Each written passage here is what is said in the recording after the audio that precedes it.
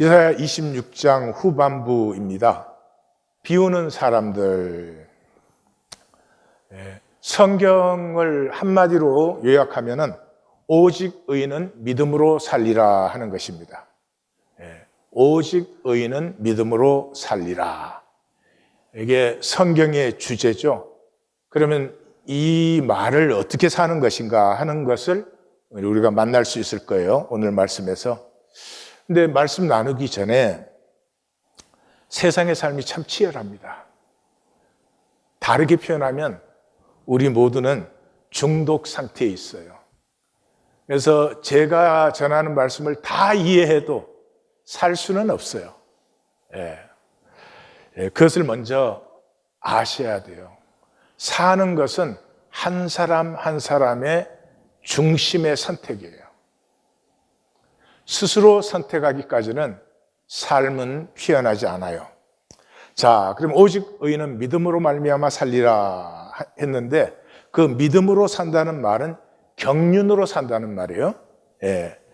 보이는 역사가 있고 역사 밑에는 보이지 않는 하나님의 경륜이 같이 흐르고 있죠. 그런데 이 경륜은 천천히 흐르는 실로아의 물이에요. 우리는 이 현상은 실제가 아닌데 수시로 변하는 현상에 리액트 하다 보니까 굉장히 빠르게 살아요. 또 점점 빨라지고 있어요. 그런데 하나님의 시간은 굉장히 천천히 흐릅니다. 우주의 나이가 138억 년이잖아요. 그기에 비하면 인류 역사가 이제 어떻게 잡느냐에 따라 다르지만 한 20만 년이라고 해도 인류 전체 역사가 그 우주 역사에 되면 눈 깜짝하는 순간이죠. 그래서 이 현상으로 사는 우리는 바쁘게 리액트 하다가 사실은 본질은 다 놓치는 수가 있어요. 경륜을 산다, 믿음을 산다 그 말을 다르게 표현하면 평생을 사는 것이에요. 평생을 산다는 것은 내 평생의 마감을 바라보면서 사는 것이에요. 이 내 평생의 마감의 자리에서는 다 비워져요. 내가 이런 사람이냐 저런 사람이냐 이런 걸 가졌냐 저런 걸 가졌냐 doesn't matter. 다 비워지는 거예요. 그래서 이 마감을 바라보는 사람은 이 에고의 이 상황에 단말마적인 반응에서 자유함을 얻어요. 그리고 마감을 바라보기 때문에 이 상황의 조건과 상황이 아니라 조건과 상황은 어떻게 되어 가든지 내 속에서 피어나야 되는 본질을 가꾸게 돼요. 그러니까 믿음으로 산다는 것은 경륜을 산다. 경륜을 산다는 것은 평생을 산다. 평생을 산다는 것은 내 마감에서 내 혈과 육과 내 세상의 모든 것이 다 비워진 자리에서 주님 앞에서 나는 누구로 서는가? 그것을 향해서 사는 것이 믿음으로 산다 하는 말입니다. 평생을 살지 않는 사람은 에고로 사는 것은 상황을 계속 컨트롤하려고 살아요. 평생을 사는 사람은 내가 살다 보면 좋을 때도 있고 안 좋을 때도 있고 잘할 때도 있고 못할 때도 있고 그래요. 그러나 그게 중심이 아니죠. 그 모든 것을 통해서 주님 앞에 쓸 때 세워지는 나를 향해서 살아가는 것인데 그것이 없는 사람은 상황에 그 말미잘처럼 이렇게 리액트 할 수밖에 없어요. 그래서 상황이 전부예요. 당장의 이익과 계산. 그러니까 자기 말을 한 번도 못 해봐요. 이 상황에서 지금 사람들이 맞다라는 말을 해야 되거든요. 자기 자신을 한 번도 못 살아봐요. 이 상황 속에서 나는 흠도 없고 부족함 없고 괜찮은 사람으로 보이고 그게 전부예요. 그러니까 보이기, 가꾸기 이것을 순간순간 열심히 해 가는데 사실은 본질은 다 미스하는 것이죠. 그래서 결국에 허무한 삶이 되어요. 그러니까 평생 살기라는 것은 삶의 끝을 바라보는데 삶의 끝은 물질을 다 벗는 것이에요. 그래서 이 평생 살기를 하는 사람은 물질에서 자유하고 생명을 가꾸는 사람이 돼요. 내 본질을 가꾸는 사람이 돼요. 내게 주신 하나님의 형상을 가꾸는 사람이 돼요. 그러면 세 가지가 나타나요. 첫째는 비움이에요. 왜냐 그러면 이 현상의 것을 비우는 것만큼 본질이 피어나니까, 그래서 나됨의 본질을 피우기 때문에 비움이 일어나고, 또 삶도 그렇죠. 부모가 되면 자식을 위해서 자기를 비우는 것이고, 그렇죠? 그 다음에는 이제 용납이 일어나요. 전에는 항상 옳고 항상 잘하고 그랬어야 되는데, 내가 그 마지막을 바라보면서 가는 과정에서 잘할 때도 있고 못할 때도 있어요. 내가 성공했을 때도 있고 실패했을 때도 있어요. 그래서 항상 나를 내 모습으로 그대로 용납해 줄 수 있어요. 어마어마한 능력이에요. 그 다음에 울음이 있어요. 팔자가 서러워서 우는 울음이 아니고, 이것은 김현성 씨가 나의 가장 나종진인 것, 그 시에서 말하듯이 우린 참 현상에서는 다 거짓일 수밖에 없어요. 현상의 혈육이니까 그냥 그 자체로 거짓이에요. 뭐 내가 조금 더 진실되다, 뭐 아니다, 그건 도토리 키재기예요. 그게 문제가 아니고, 그러한 나의 진실을 만나느냐 외면하느냐. 만나는 사람은 그 아픔 속에서 새로워지는 것이에요. 근데 그 아픔 때문에 대부분은 피해요. 이 만나는 사람에게 그 눈물로 피어나는 그 진실, 자기 자신을 아파하는, 왜 나는 스스로 가치 없이 살까? 왜 나는 내가 진정으로 살고 싶은 삶을 살지 않는 것일까? 이런 진실을 만난 울음이 베드로가 예수님을 부인하고 나서 터지듯이 그렇게 터져요. 26장 이 후반부는 주제가 오직 믿음이에요. 말씀드린 바와 같이. 왜냐 그러면 이사야 선지자는 하나님은 숨어 계시는 하나님이다. 그렇죠. 당연히 그러셔야죠. 하나님이 숨어 계시기 때문에 그 보이지 않는 하나님, 보이지 않는 하나님의 경륜을 믿어야 사는 거죠. 그래서 저는 이 오직 의인은 믿음으로 말미암아 살리라 이것을 하박국 선지자의 선포로만 알았어요. 근데 하박국 선지자보다 사실은 이사야 선지자가 150년 전에 바로 이 26장의 선포가, 하박국 선지자는 정리를 했지만 오직 의인은 믿음으로 말미암아 살리라 그렇게 했지만 사실은 이사야 선지자가 먼저 말씀하신 것이죠. 이 하박국 선지자가 선포하신 것을 예수님이 오시고 나서 바울이 만나서 오직 의인은 믿음으로 말미암아 살리라. 이것이 이 사도 공동체가 종교화되기 시작할 때 어거스틴을 통해서 다시 오직 의인은 믿음으로 말미암아 살리라. 이게 뭐 중세 천년 암흑 시대가 되고 나서 하나님이 마틴 루터를 불러서 오직 의인은 믿음으로 말미암아 살리라. 네, 오늘날 이 다시 기독교가 이렇게 종교화되어 버리고, 저는 하나인 교회를 통해서 하나님이 다시 한번 오직 의인은 믿음으로 말미암아 살리라를 선포하신다. 그렇게 제가 고백합니다. 본문에 들어가면 12절 13절은 합창이에요. 26장은 노래죠. 시작 부분에서 그날 유다 땅에서 우리가 이 노래를 부르리라 하니까 26장 전체가 노래인데 12절 13절은 합창 부분이에요. 왜요? 주어가 우리로 나오죠. 6번이나 나와요. 여호와여 주께서 우리를 위하여 평강을 베푸시리니 우리의 모든 일도 주께서 우리를 위하여 이루십니다. 여호와 우리 하나님이시여 주 외에 다른 주들이 우리를 관할했으나, 이게 아수르가 관할한 것이죠.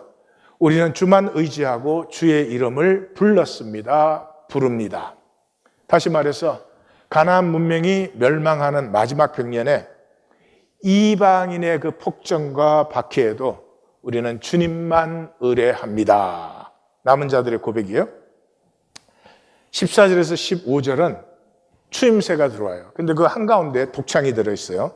이 독창은 이제 하나님에 대한 사실은 항의예요. 항의인데 악인만 형통합니다.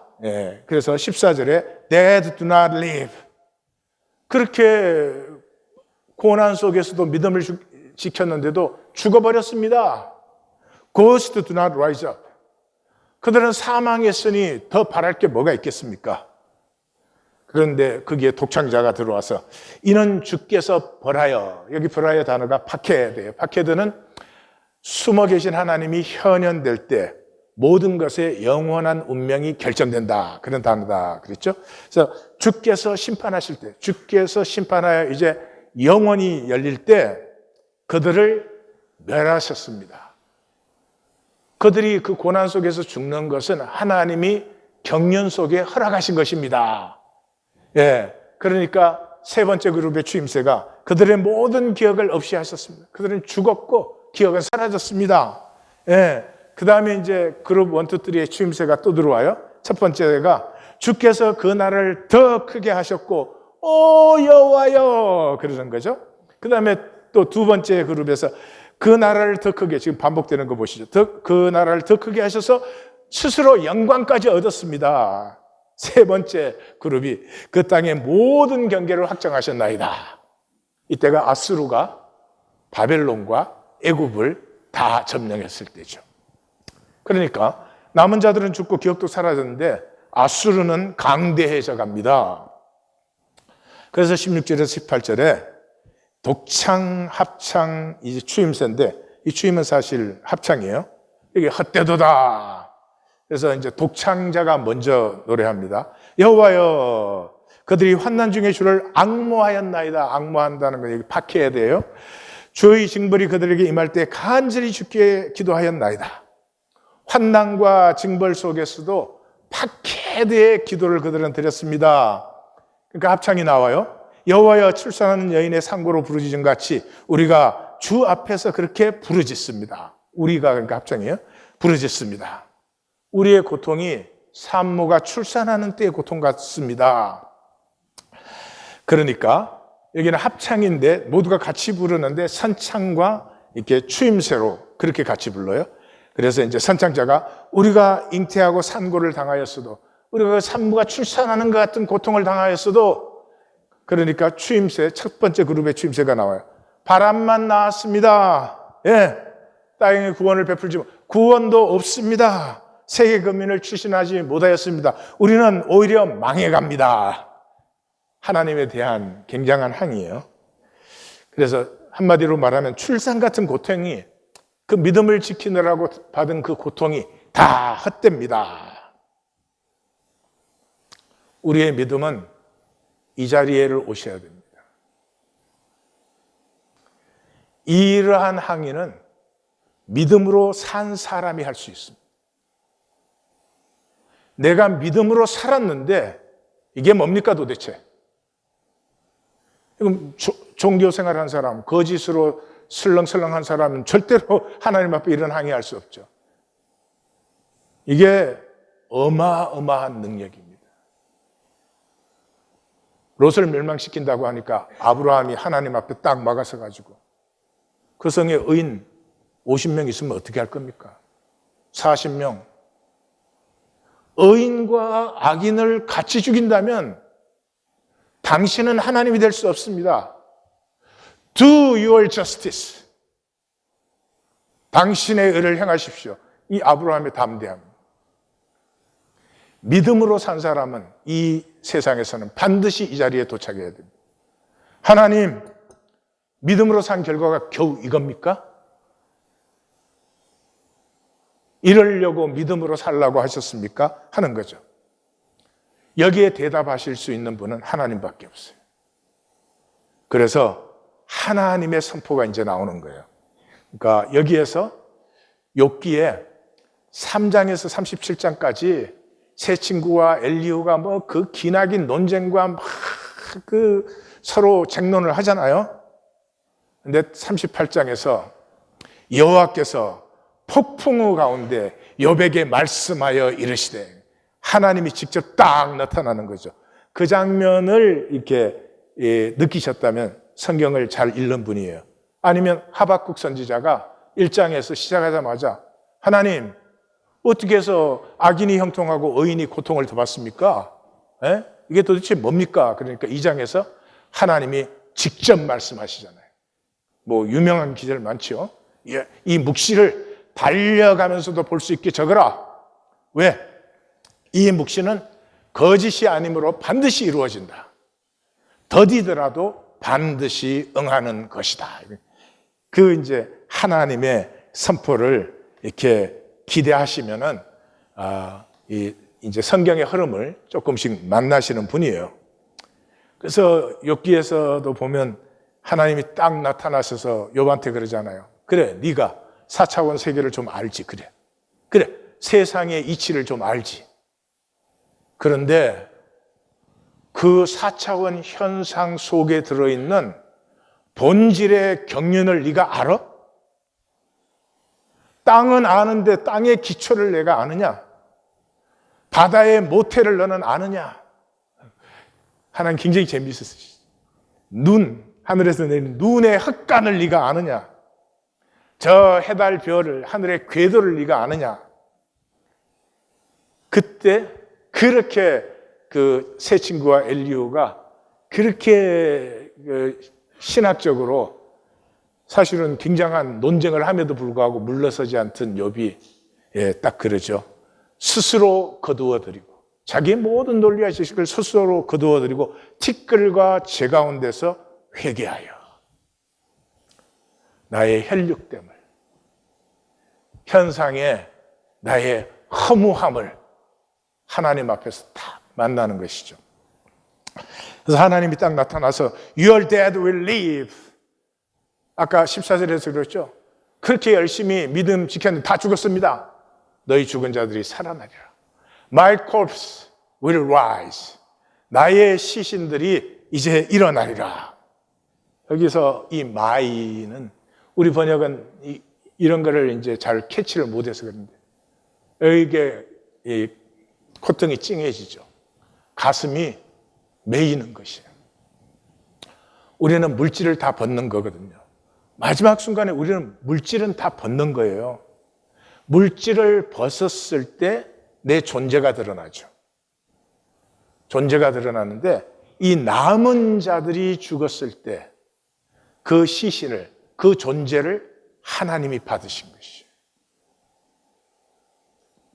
그러니까 우리의 영혼의 고향이 어디예요? 하나님이죠. 하나님 안에 만유와 하나인 것이 우리의 고향이에요.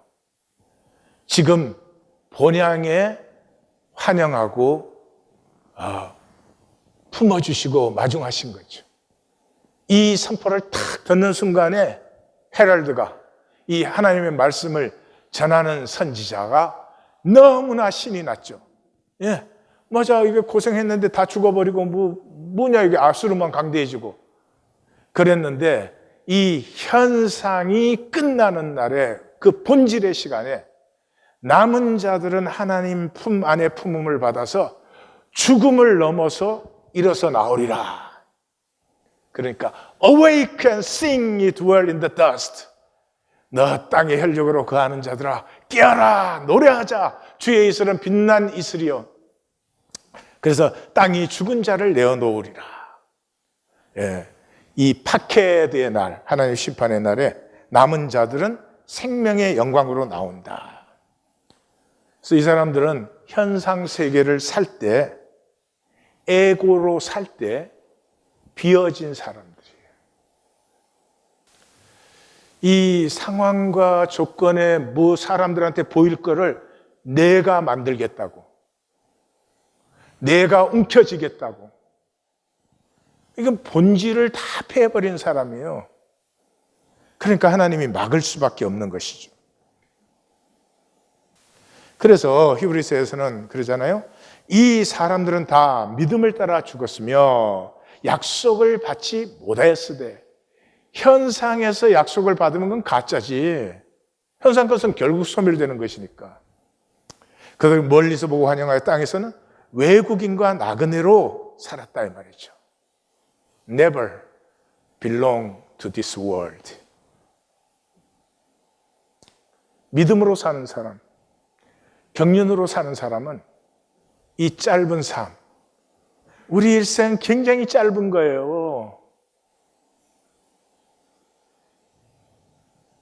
그 짧은 생애를 광야의 여정으로 지나가는 사람이에요. 광야의 여정은 뭐를 위해서? 약속의 땅에 들어가게 하려고. 내가 태어나서 죽을 때까지 이 여정을 잠깐 걸어가는 것은 하나님이 내 안에 주신 내 본질, 하나님의 형상, 이것이 열리고 피어나도록. 잘 피어나고 못 피어나고는 상관없어요. 피어나면 생명이니까. 그러니까 그 여정을 위해서 조건과 상황은 내가 쓰면 되는 것이야. 다스리면 되는 것이. 근데 거꾸로 본질은 버려두고 조건과 상황에 종이 돼가지고 그게 이 세상 삶이 아니에요. 그러니까 이 세상에서 믿음의 사람은 외국인과 나그네로 foreigner and alien으로 살 수밖에 없어요. 그래서 다니엘 선지자는 총 결론이 그거 아니에요. 땅의 티끌 가운데 자는 자 중에서 많은 사람이 깨어나 영생을 받는 자도 있겠고, 우리 죽으면 다 이 티끌 속에 잠들지 않아요? 흙 속에. 근데 깨어나 영생을, awake and sing, 깨어나 영생을 받는 자도 있겠고, 수치를 당하여 영원히 부끄러움을 당할 자가 있다. 그럼 영원한 수치는 존재의 수치밖에 없어요. 내가 공부를 좀 못해서 수치스럽다. 이건 현상이 잠깐이지. 그렇지만 존재가 수치스러워지면 그건 누가 바꿀 수가 있어요? 영원한 거지, 영원. 존재의 수치는 내가 삶을 마감할 때 내 삶 전체예요. 왜 그렇게 살았을까? 뭘 그렇게 욕심을 부렸을까? 뭐 그렇게 남한테 항상 이기려고 했을까? 그 뭐 좀 못나고 지는 걸 왜 그렇게 나는 못 견뎌 했을까?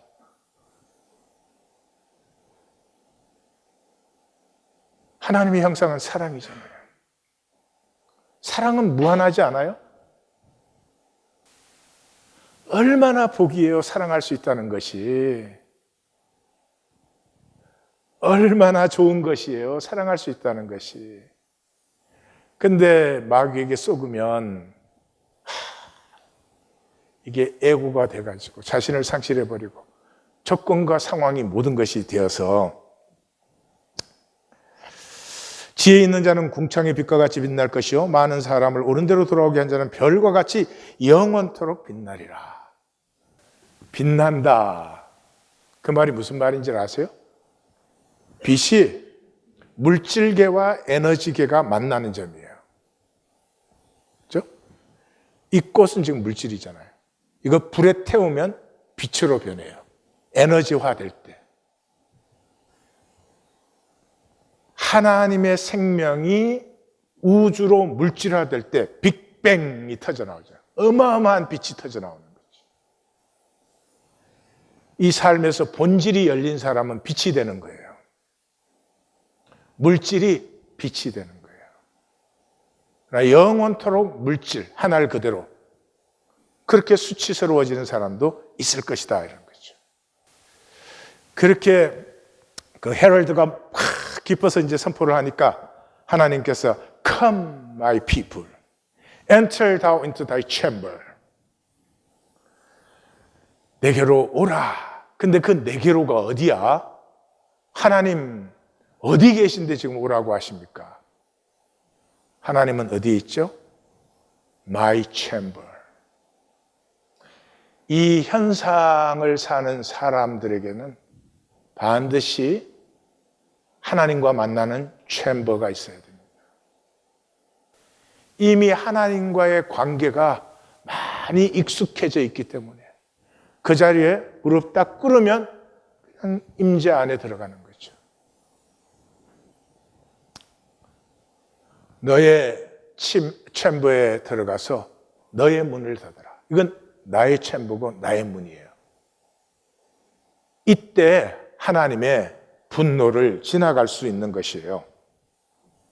파케드의 진노 때에 우리는 하나님 임재 안으로 들어가는데, 그건 뭐 이론적인, 하나님은 무수보지하시니까 그런 것이 아니에요. 퍼스널, 나와 하나님이 항상 하나 되는 그 자리, 그 자리가 이 하나님의 심판을 지나가게 하는 자리죠. 그러니까 이제 헤럴드가 이제는 뭐 더 신이 났어요.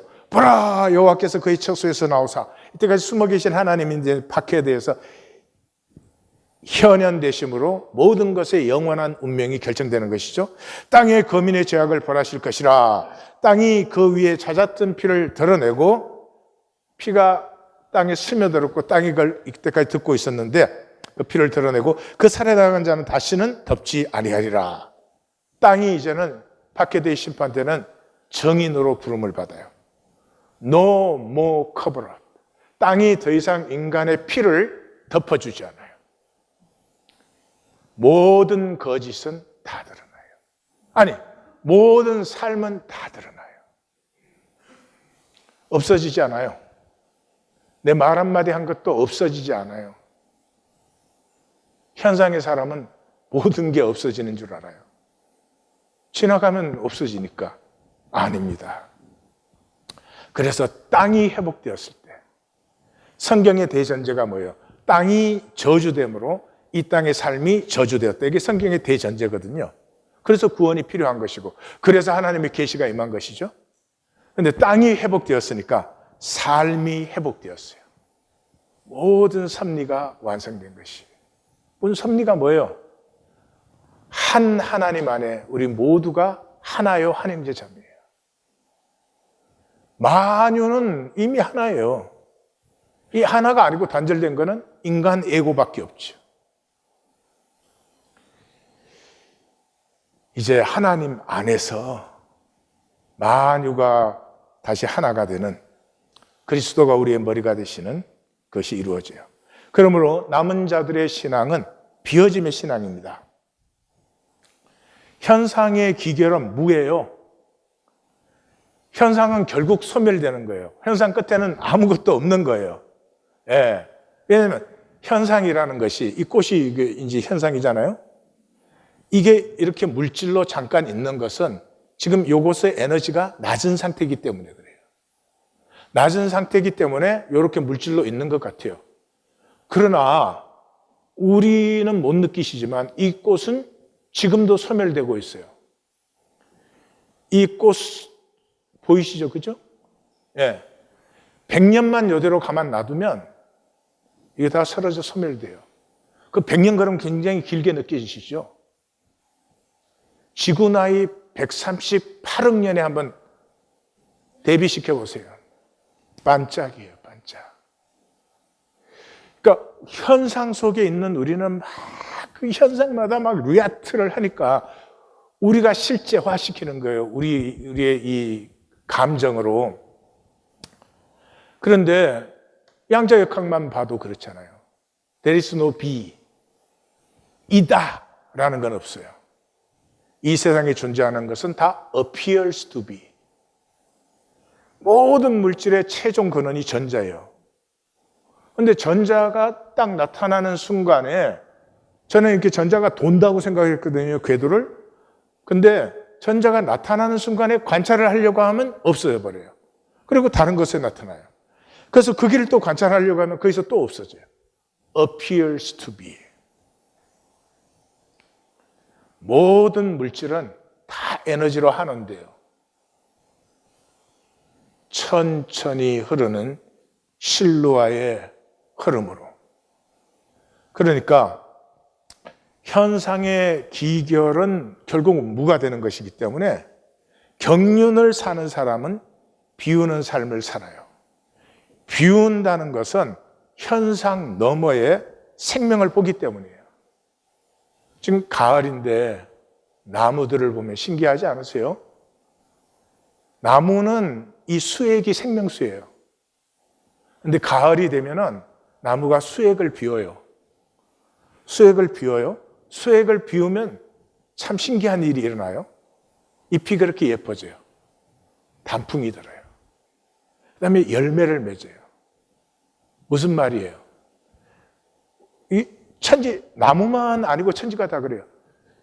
자기를 비움으로 본질의 아름다움, 단풍이 나타나고, 자기를 비움으로 열매, 본질의 실체가 나타나는 것이죠. 모든 것은 그렇게 비움으로 하나님이 창조한 자기됨이 돼요. 비워진 만큼 깊어지고 깊어진 만큼 생명이 성숙하지요. 그래서 스케일이 열립니다. 비워질 때 스케일이 열려요. 생명은 무한하잖아요. 그런 사람 봤어요? 난 너무 열심히 살았더니 생명을 다 써갖고. 생명 그냥 무한한 거예요. 그 열수록 풍성해지는 게 생명인데 마귀에게 쏘으면 이걸 딱 닫아지고 하늘 그대로 좁쌀로 살게 되는 거죠. 뿐만 아니라 중심의 전환이 이루어져요. 그때까지는 단절이잖아요. 단절이니까 이 미움이 삶의 원리가 되어 있던 사람이 사랑으로 바뀌기 시작해요. 그러니까 이 비움이 일어나면 중심이 전환되는데 현상 자아로 살던 사람이 본질 자아로 이제 전환이 되는 거예요. 까라마주프가의 형제들에 보면은 그런 얘기가 나와요. 굉장히 인색한 노파가 있었어요. 그래서 이제 죽었는데 그러니까 지옥 갔죠. 지옥 갔는데 그 수호 천사가 너무 안타까운 거예요. 그 구원하라고 보냈는데 결국 지옥을 가니까. 그래서 그 노파한테 가서 물었어요. 평생에 이 선한 일 한 가지라도 한 거 있으면 말해봐라. 그러니까 이 노파가 막 생각을 하더니 내가 옆집에 팜뿌리 준 적이 있다. 그래서 이 수호천사가 너무나 기뻐가지고 그러냐고. 그러면 걱정하지 마시라고. 자, 그래서 이제 그 노파에게 팜뿌리를 이렇게 내려주고 이걸 꼭 붙잡고 이제 나를 이렇게 따라 올라오라고 그랬어요. 그래서 이제 팜뿌리를 잡고 이렇게 올라가는데 이 노파가 이렇게 이제 지옥에서 빠져나가니까 많은 사람들이 그 발에 막 달리는 거예요. 그러니까 이 노파가 막 그걸 떨어뜨리려고 발로 차다가 파가 뚝 끊어졌어. 네. 대부분의 사람들이 이 무슨 얘기인지 잘 모르는 것 같아요. 파 한 뿌리도 구원할 수 있어요. 하나님과 나의 관계가 바늘 끝만큼만 연결이 돼도 하나님은 절대로 놓치지 않아요. 파 한 뿌리도 구원이 충분하다 이 말이에요. 근데 왜 끊어졌어요? 진실이 아니었죠. 파 한 뿌리를 주는데 그게 진실한 마음으로 주었더라면 절대로 끊어질 수가 없어요. 또 귀찮게 구네. 맨날 달라 그러네. 모르겠어요. 하여튼. 근데 그때 진실이 100% 진실이라면 우리 중에 있을 사람이 없어요. 그때의 진실이 50.0000001% 진실이면 돼요. 그럼 거짓이 49.9999999%니까. 50.000000001%라는 게 굉장히 중요합니다. 그게 뭐예요? 기울기를 말하는 거예요. 내가 하나님 잘 믿지 못하고 잘 살지 못해도 내 중심은 하나님께로 기울어 있어야 돼요. 그러면 결국은 하나님께로 내 삶이 끌려가게 돼 있어요. 근데 우리는 종교인들은 99.999% 돈, 0.1% 하나님 될 수 있을래나? 삶이 기울어 있는데 거기에다 대고 자꾸 하나님 잘 믿어라, 기도해라, 어째라. 그건 아무 소용이 없는 일이에요. 그건 다 논리고 개념이지 삶이 그렇게 될 수가 없다 이 말이에요. 그래서 이 중심의 진실이 하나님께로 기우는 것이 그토록 어려워요. 쉽지가 않아요. 제가 시작할 때 그랬죠? 우리는 다 현상에 중독되어 있다고.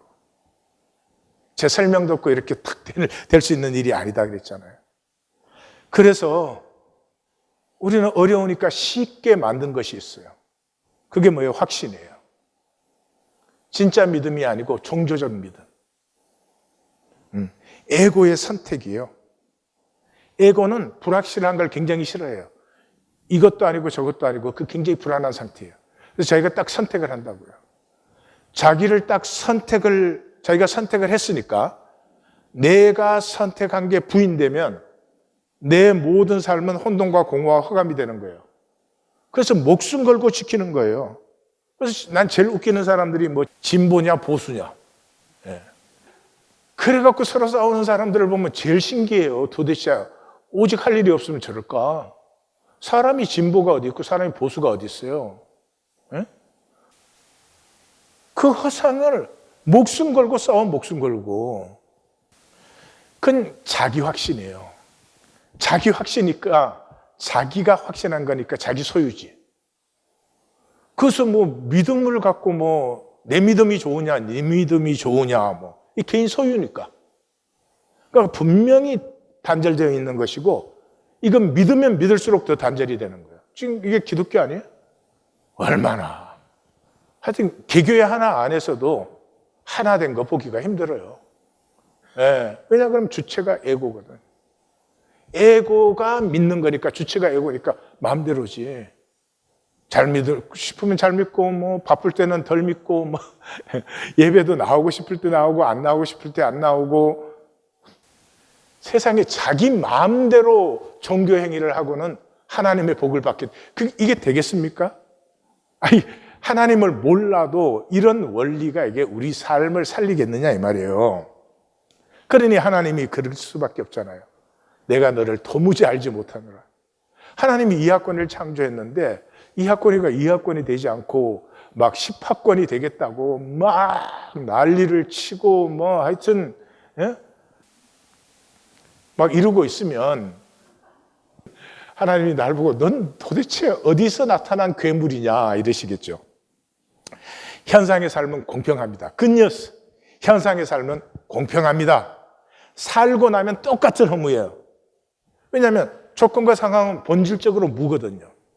그러니까 누가 성공했다 실패했다는 건 살아있는 동안에 잠깐의 상황적 변화에 불과해요. 그러니까 성공했다 실패했다라는 건 존재에는 있을 수가 없는 말이에요. 존재에는 뭐에 있어요? 역할.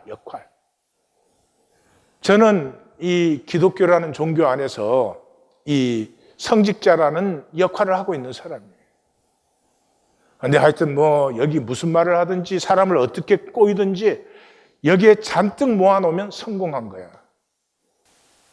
아무리 진실을 증거해도 사람이 없으면 실패한 거야. 근데 그 성공 실패가 무슨 가치가 있어요? 자체로 없어요. 역할을 잘했느냐 못했느냐예요. 본질은 성공도 실패도 있을 수가 없어요. 그러므로 에고는 세 가지가 불가능해요. 믿을 수 없어요. 예.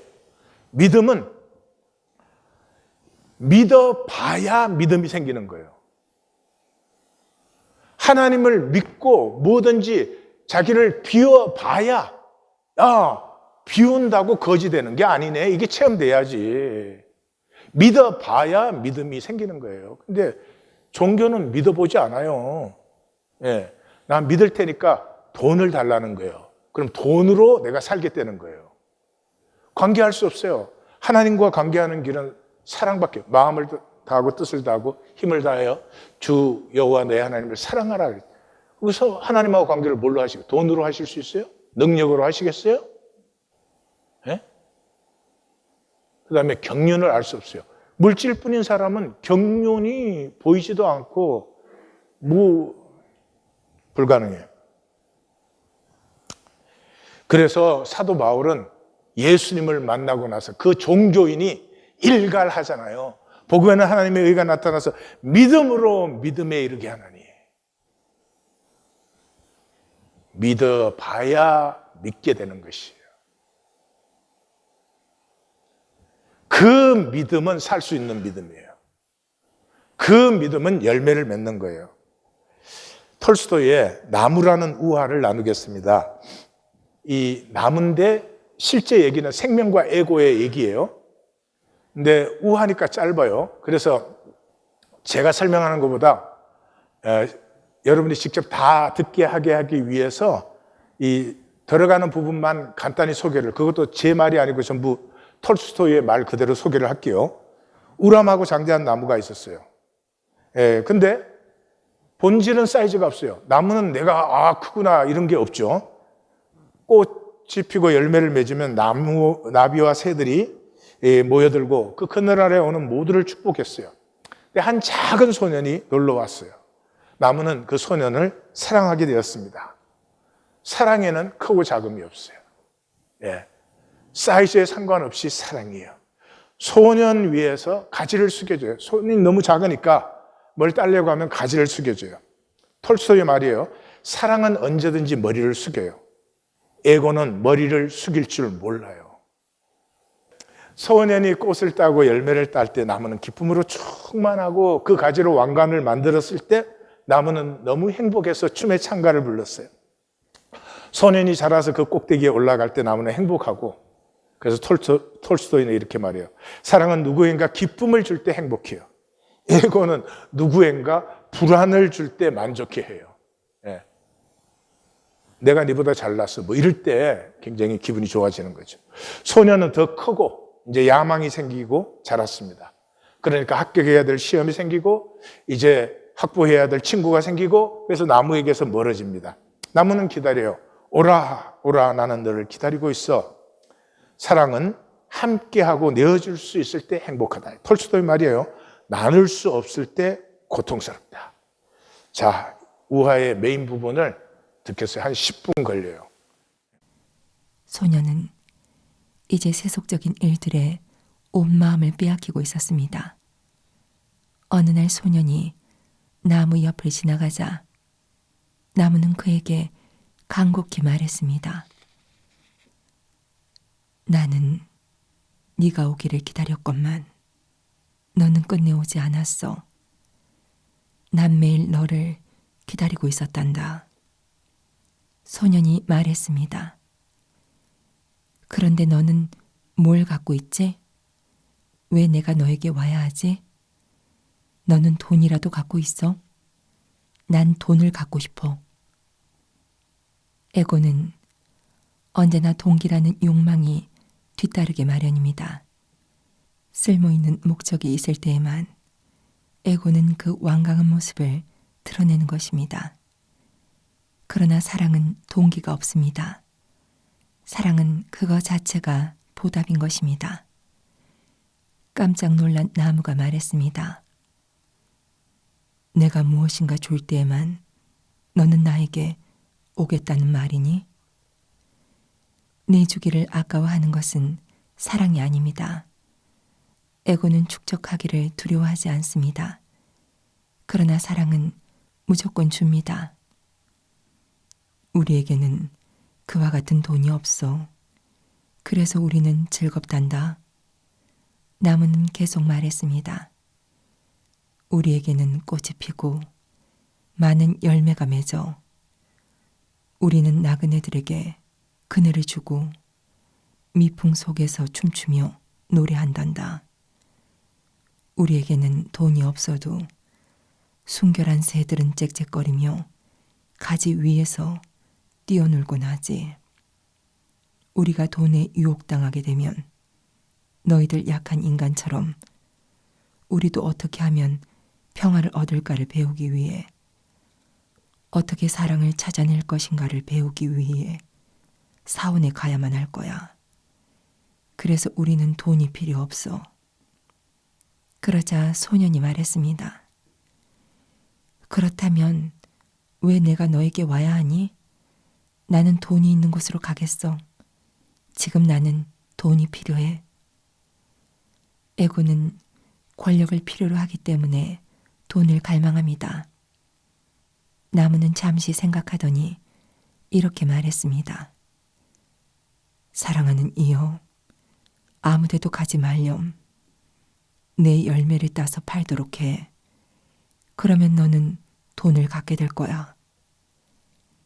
소년의 표정은 금세 밝아졌습니다. 그는 나무에 기어올라 열매를 모두 땄습니다. 채 익지 않은 것까지 가지를 흔들어 떨어뜨렸습니다. 줄기와 가지가 부러지고 잎이 땅에 떨어졌으나 나무는 행복했습니다. 상처를 받아도 사랑은 행복함을 느낍니다. 그러나 얻은 후에도 에고는 만족감을 느끼지 못합니다. 에고는 언제나 더 많이 갖기를 열망하고 있습니다.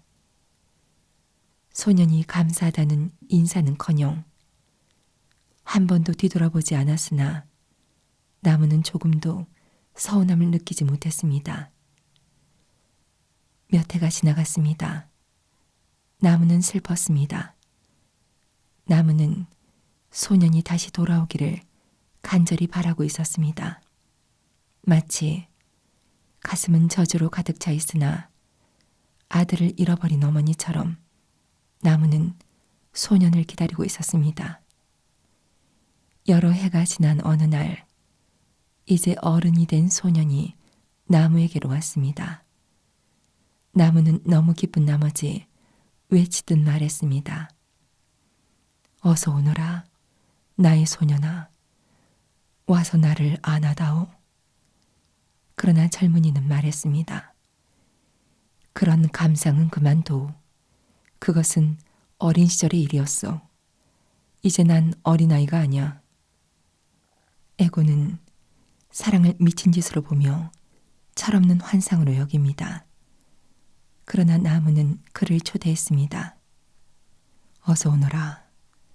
와서 내 가지에 힘껏 매달려 보렴. 자, 함께 춤추며 놀자꾸나. 하지만 젊은이는 말했습니다. 그런 쓸데없는 말은 그만두란 말이야. 나는 집을 지어야만 해. 너는 나에게 집을 지어줄 수 있어? 나무는 외쳤습니다. 집이라고? 나에겐 집이란 것이 없어. 오직 인간만이 집이라는 것을 갖고 있으며 인간 이외에 그 누구도 집에서 살지 않습니다. 당신은 사방을 벽으로 둘러싸여 갇혀진 인간의 상태를 알고 있습니까? 건물이 크면 클수록 인간은 작아지는 것입니다. 우리는 집에서 거처하지 않으나 너는 내 가지를 잘 나갈 수 있지 않겠니? 그러면 너는 집을 지을 수 있을 거야.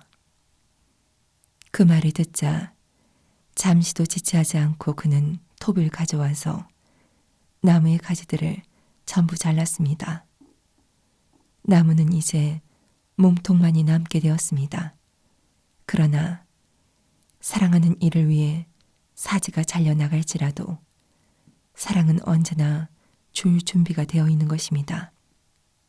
그 남자는 나무에게 감사할 생각조차 하지 않았습니다.